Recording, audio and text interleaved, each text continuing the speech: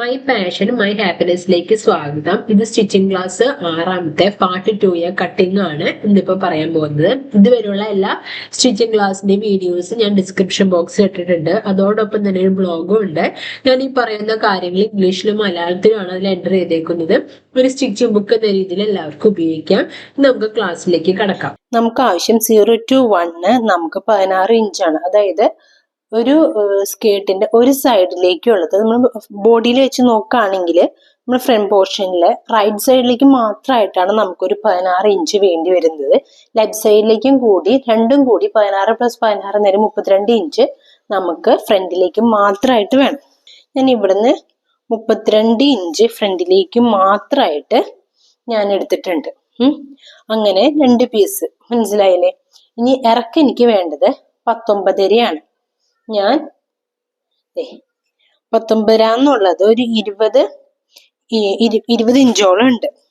ഇത്ര മാത്രമേ നമുക്ക് കട്ടിങ്ങിലുള്ളൂ. നമുക്ക് പ്രത്യേകിച്ചൊന്നും കട്ട് ചെയ്യാൻ ഇതിലില്ല. നമ്മളിവിടെ എലാസ്റ്റിക് വെച്ച് നമ്മളിങ്ങനെ മടക്കി തയ്ക്കുകയാണ്. ഞാൻ എലാസ്റ്റിക് എടുത്തേക്കുന്നത് ഒരു 3/4 ഇഞ്ചിന്റെ എലാസ്റ്റിക് ആണ്. ഇനി ഇതിലേക്ക് ഞാൻ ലൈനിങ് തുണി കൂടി എടുക്കുന്നുണ്ട്. ലൈനിങ് തുണിയുടെ നീളം എന്ന് പറയുന്നത് എപ്പോഴും നമ്മുടെ നല്ല തുണിയേക്കാളും 2 ഇഞ്ചോ 3 ഇഞ്ചോ കുറവ് വേണം ലൈനിങ് തുണി. ഇത്രയും കുറവ് എൻ്റെ ലൈനിങ് തുണിക്ക് വന്നിട്ടുണ്ട്. മനസ്സിലായില്ലേ? ഇത് ഏകദേശം 3 ഇഞ്ചോളം കുറവ് ഞാൻ എടുത്തിട്ടുണ്ട്. അത്രയും കുറവിൽ വേണം എപ്പോഴും ലൈനിങ് തുണി എടുക്കാനായിട്ട്. പിന്നെ ഇതിന്റെ അടിയിൽ നമുക്ക് സ്റ്റിഫ് നെറ്റ് വെച്ച് അടിക്കാം.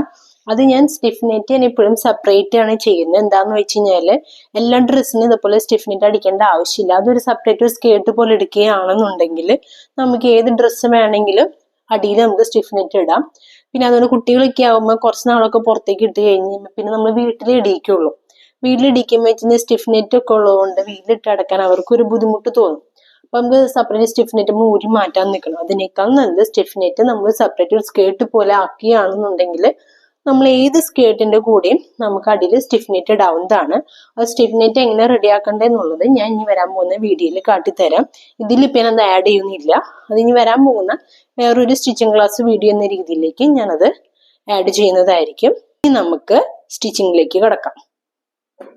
ഇതുവരെയുള്ള എല്ലാ ക്ലാസ്സും നിങ്ങൾക്ക് മനസ്സിലാകുന്നുണ്ടെന്നുണ്ടെങ്കിൽ ലൈക്ക് ചെയ്യുക, ഷെയർ ചെയ്യുക, സപ്പോർട്ട് ചെയ്യുക. എന്തെങ്കിലും ഡൗട്ട് ഉണ്ടെങ്കിൽ എനിക്ക് മെസ്സേജ് ചെയ്തോളൂ. എനിക്കറിയാവുന്ന രീതിയിൽ ഞാൻ റിപ്ലൈ തരാം. താങ്ക്